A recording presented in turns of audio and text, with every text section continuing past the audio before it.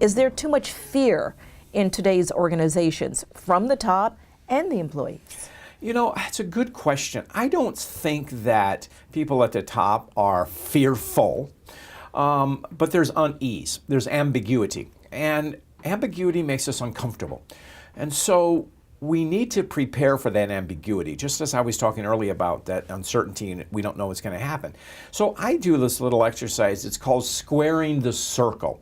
And it's if we look at change with a capital C, it will be overwhelming. But if we break it down to, say, change with a small c, what can I do? So, for example, what in my job do I do? What chunk am I going to bite off? What little thing can I do to square the circle around the problem and attack it that way? Because if we look at, again, problem with a capital P, it's overwhelming. But if we say, okay, this is what I can do one step at a time, and this is how I mobilize my team, when you have lots of people mobilized around different aspects of that problem, squaring the circle in their own way, that's a way to adapt. That's the way to overcome, you find solutions. And it's a way of dealing with fear in the organization.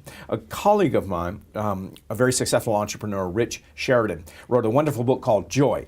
And he is an IT service business, and it's an interesting thing. He said you have to drive fear out of the organization. We always talk about innovation.